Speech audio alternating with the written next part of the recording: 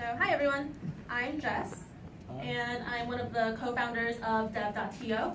It's an online community for developers, and it also runs the Practical Dev Twitter channel. I'm going to tell you how I got to I.O. and just share some of my highlights from the conference. The whole reason that I was able to go to I.O. was because of a community group called Tech Ladies. It is a community of just women technologists, and they were kind enough to get me a really discounted price to make the whole trip affordable. I also know some other women who were able to go to I.O. Through Women Who Code. And there's going to be a funny video of Elizabeth, the New York City organizer, later on. All right, so how was it? It was really, really fun. And I'm going to try and just touch upon the things that you couldn't get from the conference talk videos. There were a lot of people. I've never been around that many developers, and it was honestly a little overwhelming, but a really great experience and place to network with people who are a lot more like-minded than you. So, if I could get a show of hands on who thinks photo A is of I.O. If you could just raise your hands if you think photo A is I.O. Okay. And those who think photo B is I.O. All right. You're both correct. These are both photos from I.O., and that just gives you a sense of how crazy the environment was there.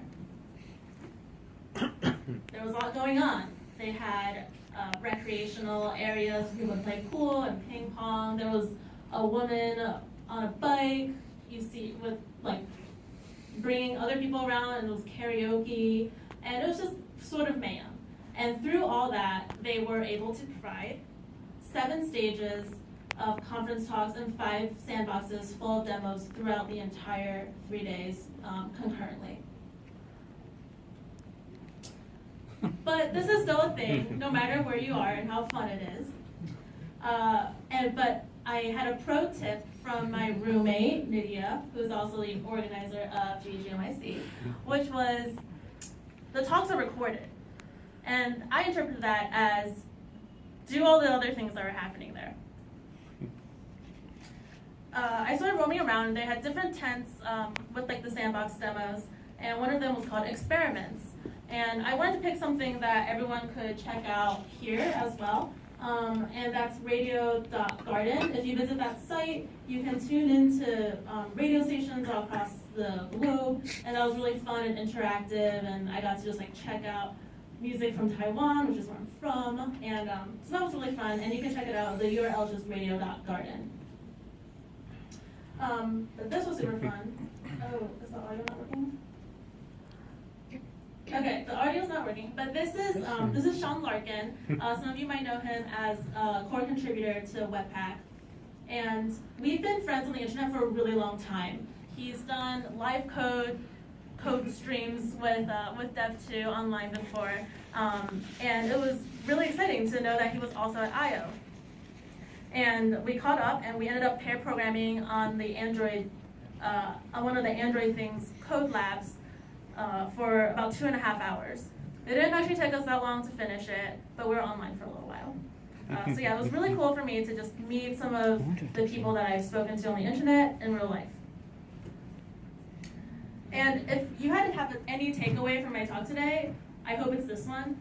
I walked into the accessibility tent, and I had no idea what accessibility really meant.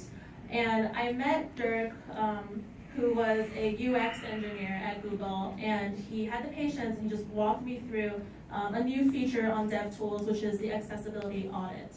All you need to do is download Canary, go into DevTools, hit the audit tab, and you'll get a score of your site. And in the audit, it gives you exactly the issues that you need to fix on your site to make it more accessible. Some things I learned is that alt tags are incredibly important. If you visit your site and listen to it through a screen reader, and you don't have alt tags, it'll read out like the entire name of your image, and that can be really long sometimes, and mean nothing and have no use to your user. So really encourage everyone to just do a quick accessibility audit. Also learned about just color contrast, which was really interesting. So like if you see that green button over there, I think we fixed it, but it was a little lighter previously. And just like mint green and white is not, does not have enough contrast and is really bad for people who are colorblind. I could have also gotten this information if I had gone to their office hours, which was held throughout the entire conference as well. This was an opportunity for developers to speak with Googlers and to get some troubleshooting on any of their apps. The biggest, I guess, reward, if that's the right word, of I/O for me was meeting other Dev2 community members. The photo on your left is of me and one of our fans from India, and he's also a Google Developer Expert, but I was able to meet him for the first time, so was Jushan, so that was really exciting, and now I know that some of our stickers are making it to India. And then Norman, to your right, was a fan from Australia. And it's just really, it was a really fun place to meet other people, and since we have a global community, it was cool to see them congregate at I/O. And that is the New York City organizer of Women Who Code. And so the first night, there was just like crazy arcade things, there were comedy shows, there were 3 live performances throughout the entire festival ground. Just a lot going on, but this is one of my favorite videos. But as a human, I also have my needs, and I was really disappointed that they didn't have any ice at all at the entire conference. It was like 80 degrees out every day, and they had hot coffee and hot tea, and they served bagels every day in California. We're from New York. There was cold soda, right? There was cold soda. There was cold soda. Which I don't like. But they were completely forgiven because I got to walk home with a Google Home, and I got to see one of my favorite bands play, LCD Sound System. If you haven't heard of them, check them out. They're amazing, and it was so much fun. So thanks for listening to my experience, and I hope this inspires you to go next year.